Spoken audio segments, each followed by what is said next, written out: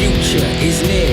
More access, more everyone, more everything here. October 2nd, 2019, show number 32. This is history begun. This is the XFL. What is up, my friends, and welcome to another edition of the XFL Week in Review. I am your host, The Mark, and on this week's show, the XFL draft is set for October 15th and 16th. We'll get into that. Plus, our exclusive interview with XFL News Hub writer Shawn Mohr. We got that on the show, and so much as well. We don't want to say more twice. So how do you get in touch with the show? You email podcast@xflnewshub.com with your MP3 or call 888-430-7692 extension 3. Remember, cutoff time is 5 p.m. Eastern on Tuesdays. Remember to leave us a review on Apple Podcasts. We'll read it on the show. Write us a review and you'll be entered to win an XFL sweatshirt. Winner will be announced the show after the draft. Now you know what the draft is. You better get your review written up on Apple Podcasts soon. Otherwise, you only got a couple more episodes left, if that. Question of the week this week. If there is one XFL city you would cut from the 8, which one would it be? We'll get into that. Plus, remember, you could check us out on Dallas Radio, 1160 AM, KBDT Sports Day with John Clemens. That's on Saturdays and Sundays. We've got some news. We got an interview. We got your social media stuff. And so much more, plus our question for next week, which I think you'll like, and we'll get to that after the news and before our interview with Shawn Mohr. But without further ado, folks, let's just get into the week that was the XFL, all right? Just relax. We'll just do it right now. Shush. Shush your mouth. XFL News Hub heard from multiple sources about a message sent out by XFL Commissioner and CEO Oliver Luck. In this letter, it details the XFL's October draft timeline, training camp, and so much more. So here's what basically the main parts of the letter. The XFL draft is set to take place Tuesday, October 15th, and Wednesday, October 16th, from the league offices in Stamford, Connecticut. Each team will draft 70 players, which we've talked about before, during this 2-day process. And no word yet on if it will be televised or if it will be online. Have not gotten no official word about this. However, we heard from multiple players who had gotten invites, who have been confirmed. We trust our sources that this letter is legit. We're not going to go out and say who these players are because we didn't want them to get in trouble, but this letter is pretty legit. And typically when we post something and the XFL says you got it wrong, they tell us pretty right away because they read the site. A lot of the folks in the XFL read the site. No one said anything to us that this was somehow a phony one. So to me, it's 100% real. So but you never know, man. Things weird happen. So after the draft, there'll be a 16-day mini camp starting Tuesday, December 3rd. The XFL will provide all travel, lodging, and meals for that mini camp player. So this is the thing that they've talked about before. Now we have a specific date, December 3rd. So basically you'll get the draft in October 15th, 16th.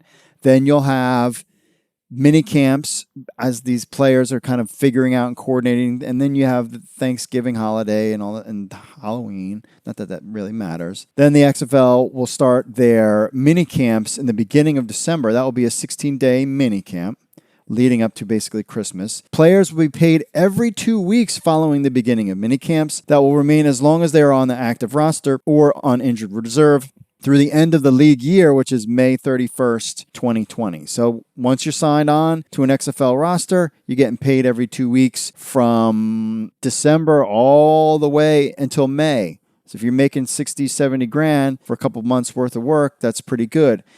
This particular piece made me think of why we haven't heard more quarterbacks signing with the XFL. Think about it. If you are a guy trying to make money, why sign with the XFL when maybe you can get on a practice squad for 2 weeks and get paid $5,000 or $6,000 every week and then get cut? Like maybe you're trying to, maximize as much money as you can before you have to commit to the XFL by October. And I would assume that there's players that are on practice squads right now that will get drafted in the XFL because as soon as they get cut, they can just hop onto the XFL. They don't have to worry about mini camps with the XFL until December. And I'm sure there's things going on where they thought it would go one way and it's going a different way, and they're making adjustments along the way. That's why we haven't gotten players yet. It goes on to say a centralized training camp will begin Saturday, January 4th, 2020. Location has yet to be announced by the league, but we previously reported that location to be Houston, Texas. The league-wide training camp will end January 21st, which will be the XFL's cutdown day. And then we're on to the beginning of the season in February. The teams will have a 52-man roster with 46 players activated on game day. There still is a Team 9 that will consist of 40 players, and we previously reported on the Team 9, you know all about that. Now, here's an interesting note. The letter ends with the following. If an XFL player receives a written offer to sign with an NFL team after the conclusion of the XFL postseason, we will support that opportunity. I think that was specifically written in there because they were having issues convincing players that are on that practice squad bubble type to sign with the XFL. And I think they really wanted to make that clear because they're having trouble kind of kickstarting these things. They got Landry Jones, which was kind of their version of Bob Stoops as a coach. And then they thought that they could bring in a bunch of guys right after Landry Jones signed, just kind of like Bob Stoops was like the big coach, was like, oh, these guys are for real. Landry Jones, these guys are for real. But that kind of didn't happen. It takes some time. Oliver Luck is very patient. We will have full coverage of the XFL draft on October 15th. We are super excited about that. When we get details, of course, of what time and how we can watch it, etc., we will let you know. XFL merchandise is in full swing, but which team is winning the merchandise sales war? While the XFL has a very good TV deal, with all their games being broadcast on Fox and ABC and etc., that TV deal does not provide them any of the advertising revenues the networks receive. Now, this is not surprising. It's a new league. They want to establish themselves on the television side of things. So they're going to make money other ways. The XFL needs to sell tickets, merchandise, and stadium merchandise to bring in the revenue. This will keep the league going. The XFL outsourced their sales for sponsorship and tickets to marketing firms that specialize in such thing. This ensures that they'll get the most out of their ticket and sponsorships. We've been contacted by the season ticket offices saying, get ready, you're going to be able to pick your seats soon. That's a third-party company that's doing it, which is a smart move by the XFL. And they don't have, but they do, one thing they have control over is their merchandise sales. A media source with contacts in the league told one of our reporters, Mickey J. Wynn, gave him some inside scoop on the XFL merchandise sales. XFL is pleased with their level of merchandise sales at this time. It appears that the sales are not evenly distributed between the 8 teams. Here's where he's got the best sellers, and this is all listed on XFL News Hub. Number 1 in sales for merch, the St. Louis Battlehawks. Now, per my source, it appears that St. Louis is far ahead in merchandise sales. The city really gotten behind the team. They were scorned by the NFL, so it makes sense. They want to show that they're a viable football market, and they're rallying around the XFL. So St. Louis Battlehawks is your number 1 rank in sales by far. Number 2 is Seattle Dragons. Despite some people not liking the name, the Dragons have seen their sales increase of late and currently sit on the list at second place. After this, 3 to 5 are actually very close, and it sounds like they may be changing spots weekly. So you have number 1, Battlehawks, number 2, Dragons. Then it goes down to these guys. You got the Houston Roughnecks at number 3. New York Guardians. Interesting to note that the Guardians are leading the league in hoodie sales, likely even because of the cold weather in New York. It's kind of interesting. Dallas Renegades are 5. Your America's team, DC Defenders. That's right, America's team. Defenders have a good social media presence and have seen sales pick up lately. They're still, though, trailing the Renegades, per source. That's at number 6. Number 7, Tampa Bay Vipers. My sources say there's a very sizable gap between DC and Tampa, and the gap appears to be growing. And number 8, the Los Angeles Wildcats. The Wildcats sales have been lagging. LA has had issues drawing for their NFL teams in particular. So it seems like the XFL will have its hands full trying to get the city to buy in for those. But the good news about the XFL is it's a single entity. So whether one team does better than the other, it doesn't matter because it all kind of comes into the same pool. So between that, ticket sales, merchandise sales, that's kind of where things are at now. Sign some players, have a draft. We'll see. But honestly, looking at these rankings, I would say that this would hold pretty steady. I'm not surprised about Seattle whatsoever. I'm not surprised about St. Louis. I'm surprised about Seattle doing as well. I really kind of was like, I don't know if Seattle's a great market out there. I mean, their football does really well, but their team is good. Houston Roughnecks, that makes sense. I thought maybe Dallas would be ahead of that, but Dallas Cowboys. The Guardians, I'm surprised about. I thought that the Guardians would be kind of a weaker one. DC, where they're at, is I'm not surprised. Tampa Bay, we'll get into what city you should cut from the XFL later on in the show. But there you have it. There are your 8 XFL team sales in ranking for merchandise. And if you haven't got your merchandise, buy it now so you can help your team move up the ladder. So last month, the XFL revealed its highly anticipated XFL team names and logos. We've been over them 1,000 times. We also reported on merchandise sales. Well, late last week, the XFL added some new trademarks by adding 3 more team-related logos. You can find them when you head over to do a search on the United States Patent and Trademark Office website. The 2 new logos represent the New York Guardians. One is like the lion face, and the other one is a really cool G with an NY inside of it. And then there was also an R with a circle around it for the Dallas Renegades. These are some more trademarks that the XFL has come out with. They're probably secondary logos that could be on helmets or, shoulder on pants or something like that. But they have over 90 trademarks, the XFL does. You're thinking about the 5 team names per city and some other things like He Hate Me. And a lot of these logos are trademark out there as well. So we'll keep an eye on that, see if there are any more added, because we've got to see some merch, heavy merch like uniforms before Christmas. No? Is that what you want for Christmas? All right. We're back with our interview with Shawn Mohr, writer for XFL News Hub, plus your social media stuff right after this. Stay tuned. What's up, XFL Army? If you're a fan of the XFL News Hub and you have a telephone, which I know all of you do because you're sitting there playing on your phones all the time, then why not download the XFL News Hub app? That's right, it's on iTunes. It's on Android. We have an Android version and an iPhone version of the XFL News Hub app. So what do you get? You get the latest news from XFL News Hub, the premier source of XFL news in the universe. Plus, you get push notifications when we have breaking news. You will be the first to know. You can leave a comment on some of the news right from your phone. Plus, you get this podcast on your phone as well. Remember, you can leave us reviews on the Google Play Store or iTunes. It links to other social media, our other social media accounts, and so much more. Be in the know. I know you're on your phones. People are on their phones all the time. They never get off their phones. So why not just download the XFL News Hub app on your Android or iPhone today?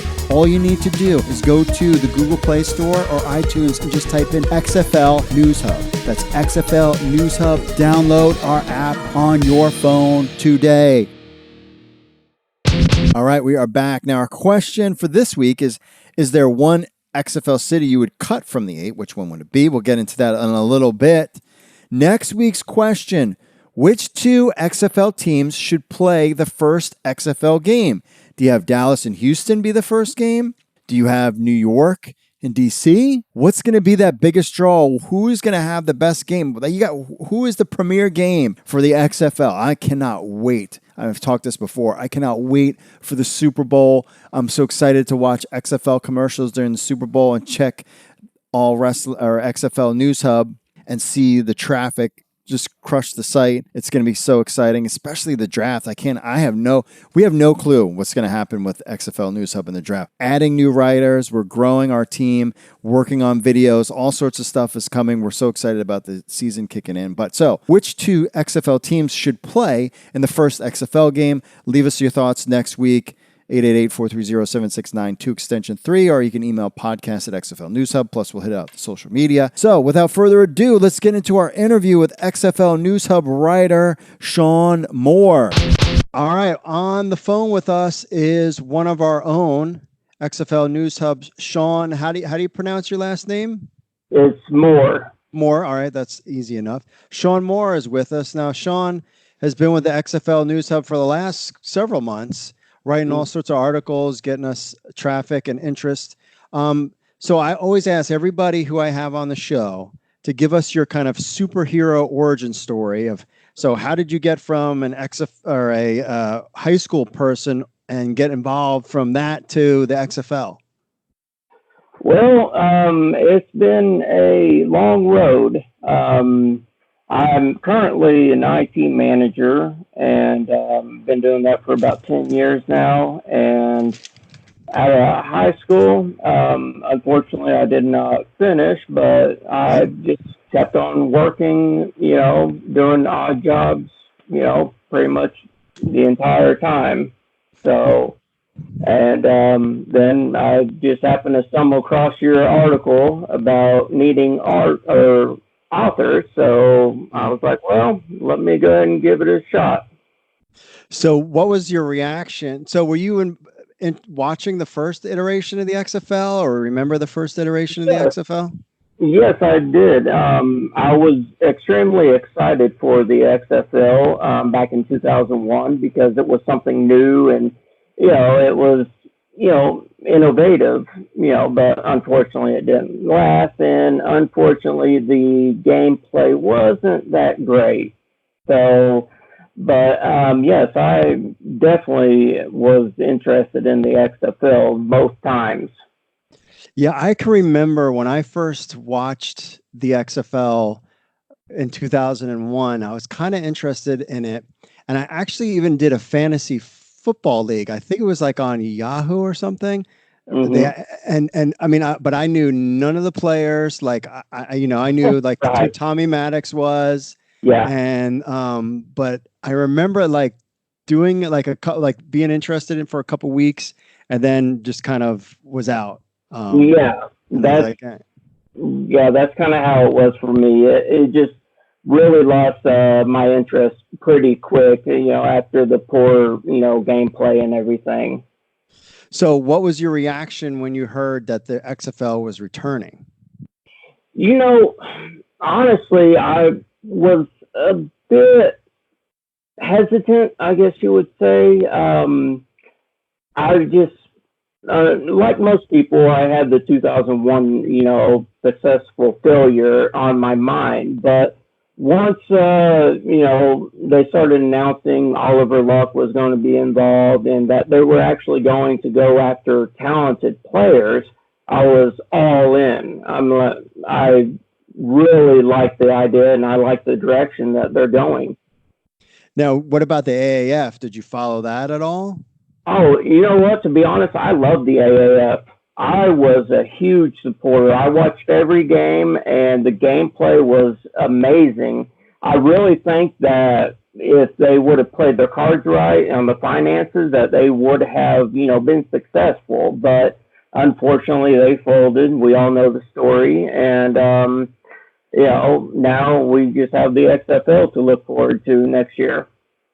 Yeah, I mean, I there was at one point because when I started the XFL News Hub, basically within a couple days of Vince McMahon's announcement Oh, of the bringing back the XFL, and what I uh, did was I pulled one of my reporter guys from a pro wrestling site that I had, and I said, you know what, let's just write articles about the history of the XFL until we kind of get things going until like mhm. things start to ramp up. And we didn't even. I remember like Oliver Luck getting announced, and I was kind of like, oh, okay, this is interesting. And then Bob Stoops got announced, and I was like, okay. Right. And then like this was like the cities. But there was a point where with the AAF, I was a little worried. I was like, did I make the right decision? And maybe like the AAF was going to take off. I mean, did Yeah. you feel like when you first started watching the AAF, like they're not even going to make it through a season? No, no. Honestly, at the first game, it was pretty, crazy because a guy at work, the weekend or the week before the AAF started, he asked if we were going to watch it, and I had never heard of it. I didn't know what the AAF was, so I had to do research, and then I, remember watching the first game, and I absolutely loved it. The gameplay was amazing, and they had players that I'd heard of. It wasn't just guys off the street, just playing for scraps. So it was actually really good gameplay. And I'm thinking, I watched every single game, and I was thinking to myself, this is going to be major. This is got all the key ingredients that we need for a successful spring league. And if it wasn't for the finances, I think it would have been huge. But it is what it is. Yeah. So now that you were there in the beginning of the AAF, and you were like, man, like this is going to work, and then the finances disappear. Mm-hmm. But now you have the XFL with the TV partners and Vince McMahon's $400 million sunk in there. How do you think about the XFL now, like as far as a viable spring football league? Oh yeah, I think Vince is doing it great this time. He's invested like over $500 million or something. Yeah, I mean, so if you invest that much money, you're not playing around. You are in it for the long haul. So Vince is going to make this work this time. He learned from his 2001 mistakes, and he is, removing himself from the game and allowing the people who know what they're doing to actually take over and give them full control. So I highly believe that the XFL is going to work this time. So do you over/under that the XFL will last more than 3 seasons? You think it will make it more than 3? Honestly, I think they have everything that they need to. It just really depends on the ratings. I believe it could very easily go past 3 seasons, and I honestly, I hope it does, because I would love to have, even a summer league, so we have football year round. Yeah. I think with all the money, the TV partners, and the fact that the AAF kind of led the way and showed us that, like, yes, this is viable and people will watch. I think we can hit that 3-year mark pretty easily. Oh yeah, I agree. I really think they will, make that 3-year initial goal and go further. I think they have everything that they need to do so. My only thing is if I hear that Oliver Luck resigns, then I'm worried, because he has been the key to, like, when you heard Bob Stoops getting signed as a coach, what was your thoughts when you heard that? Oh man, I'm like, seriously, they got Bob Stoops? That is amazing. Dude is a great coach. I mean, that you can't deny that he's a winning coach, and he brings a lot to any game. So I was all for that. Yeah, that was a great signing. And then, Pep Hamilton came in, June Jones, we got all these guys. So talking about the teams, like, so, I mean, we're all a little biased. I'm a little biased. I say I'm DC Defenders, and I talk about on the podcast all the time that the DC Defenders really should be America's team because we're in the nation's capital. But I know Dallas would disagree with me. So, so who's your team? Well, it's kind of hard to say because, we haven't seen any gameplay or anything. But regionally, I'm closer to St. Louis, so I am going with the Battlehawks. So, and I love the logo. The logo is pretty cool. Yeah, that's been the number one. I think that's the best logo. The flipping it upside down, the STL. Right. So are you going to get season tickets? Are you going that level or? Unfortunately, St. Louis is about 4 or 5 hours away, so I do want to go to the home opener. I definitely want to go up there and check it out, see what it's all about, and just try to get some interviews with the players, and just see how successful it is.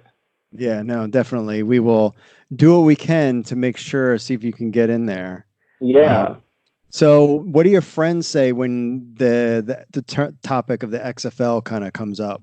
They know about it. They're like, whatever. Yeah, they know about it, but I guess I'm the only one who's really excited for it because I see all the moves that the XFL is making, whereas they're just kind of they know about it, but they're not doing, they're not following it like I am. So they really don't see it lasting. They, like I said in my article just recently, why you're excited for the XFL.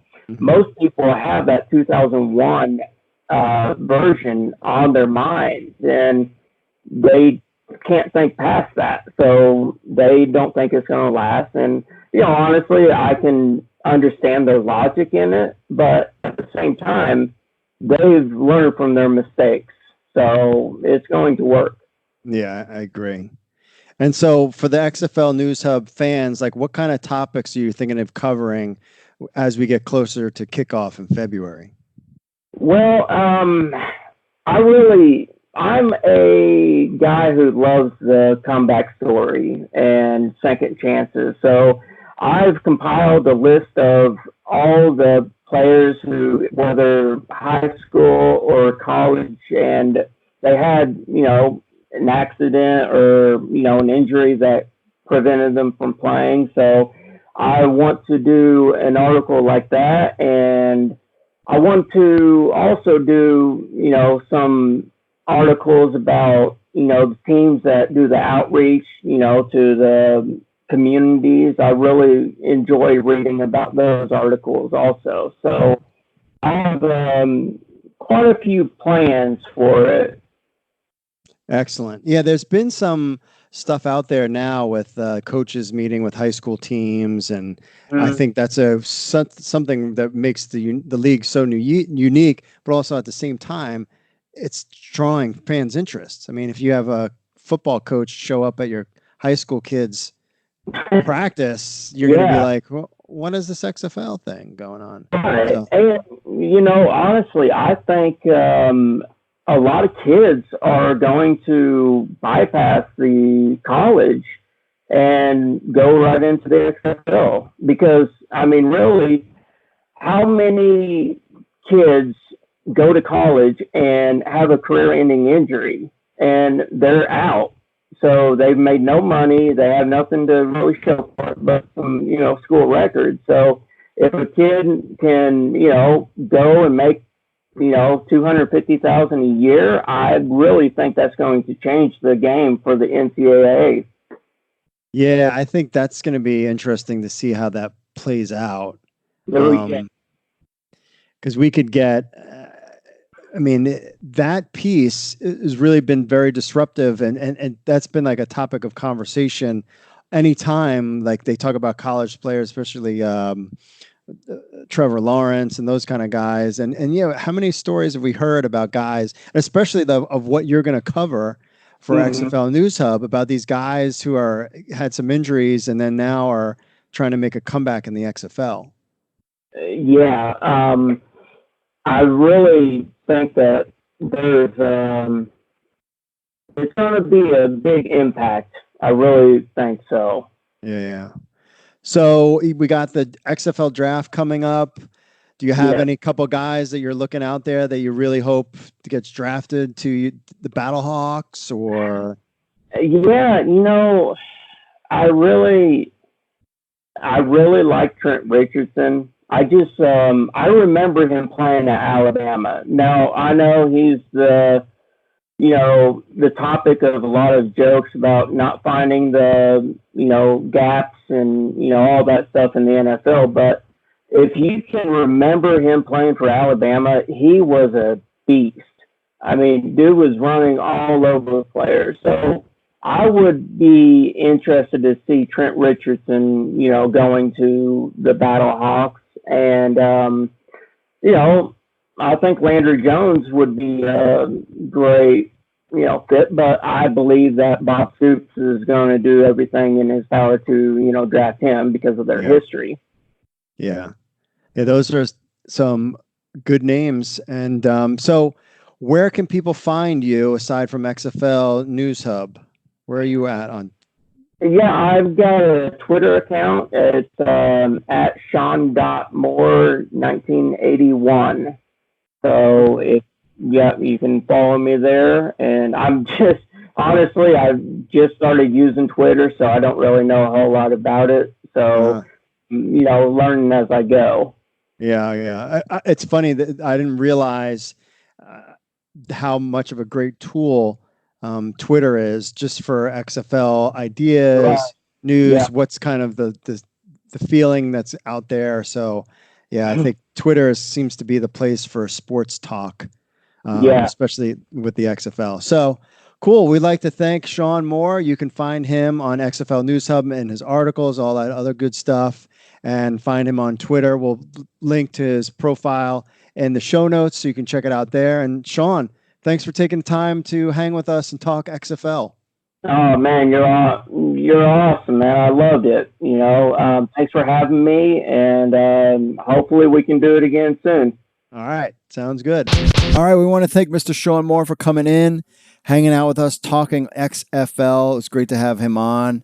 We're going to have him back on again. We're going to work on getting other writers of XFL News Hub on here to kind of give their kind of take of what's going on, especially with the draft coming up. Working on a couple big interviews as well. So stay tuned to your boy, the Mark, and the XFL Week in Review podcast and XFL News Hub to get all that information, to get all these cool interviews. All right, on to the social media stuff.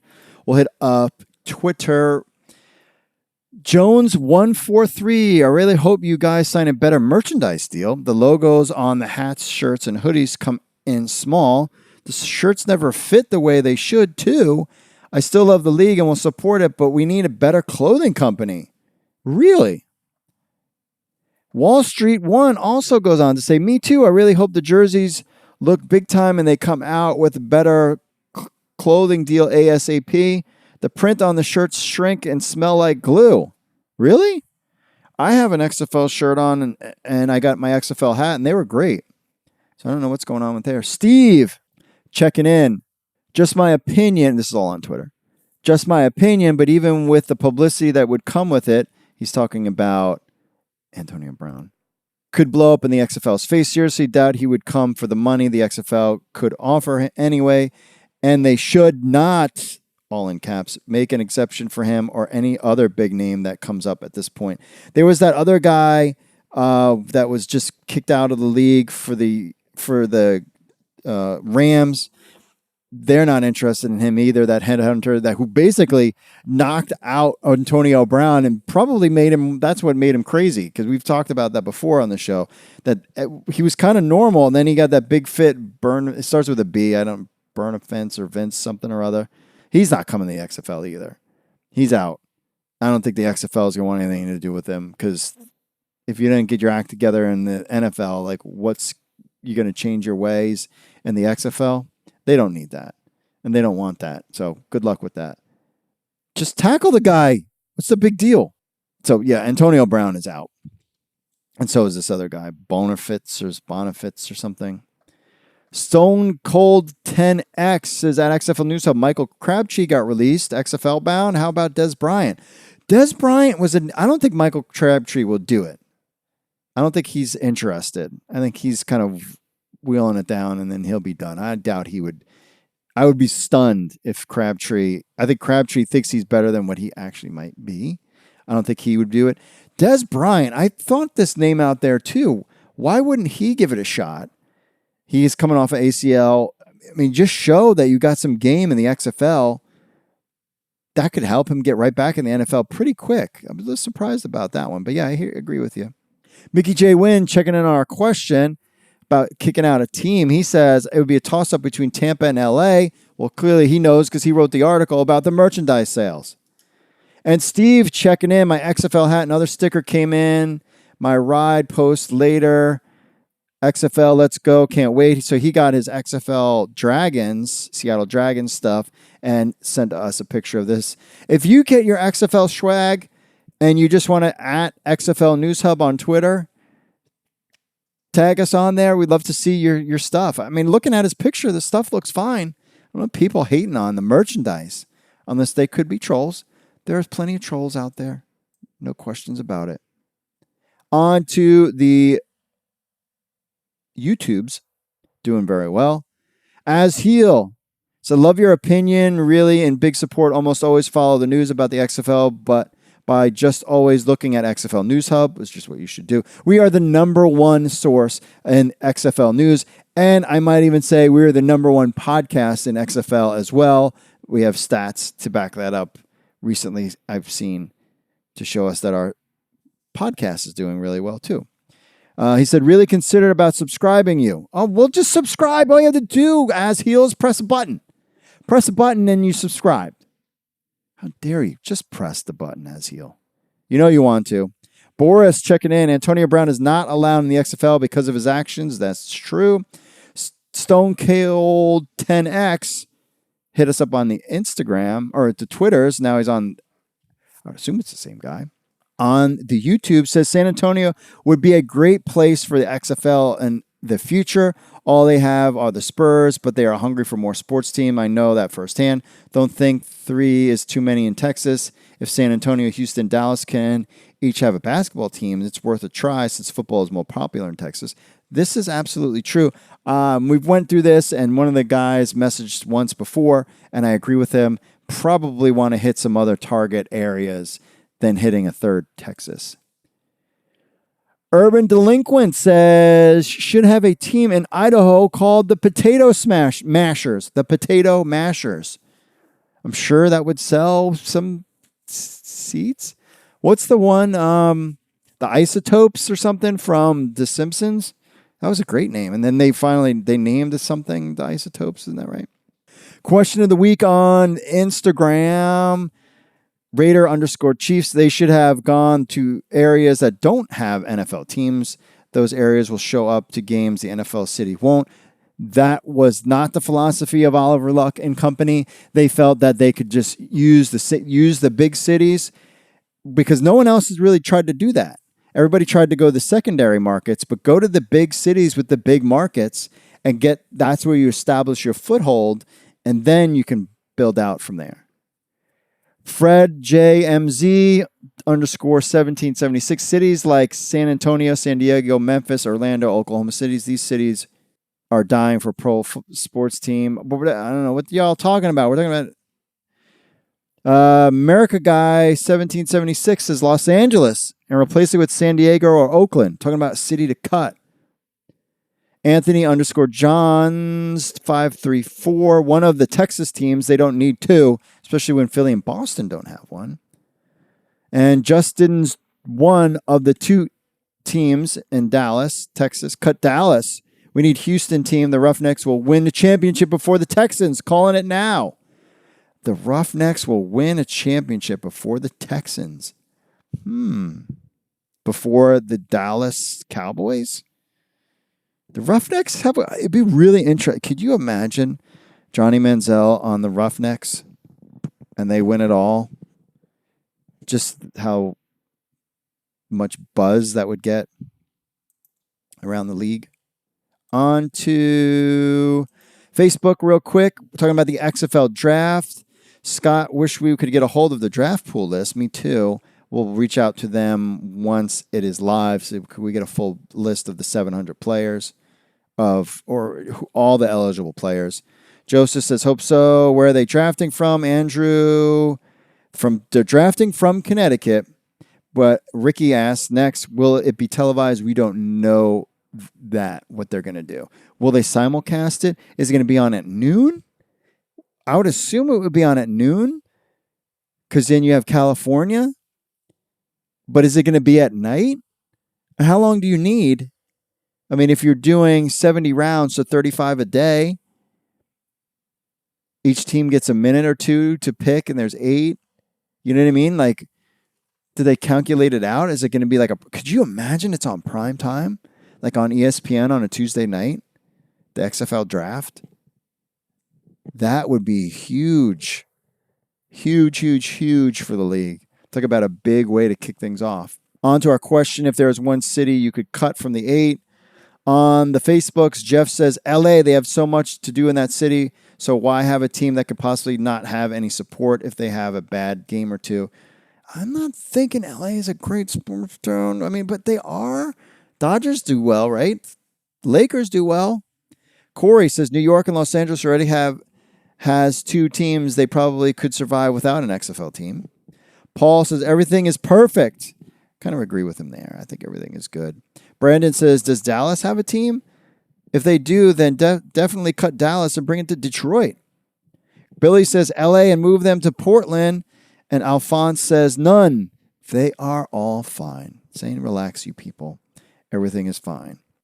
Now on to the emailer, our number 1, tier 1 emailer, Nicholas, checking in. So I wonder, will the XFL 2020 playbook will be released? It was supposed to be around this time. I can't wait to see what changes they have made to the game. As I know, as fan, we talk about what QBs they get, but I wonder what the quality of offensive line players will be as well. I mean, they need good quality offensive line. It'll be a great season. The XFL 2020 should be pumping up advertising the more the season goes, but at the end of the day, it's all about the product on the field. I can't wait till the draft to see what players they got.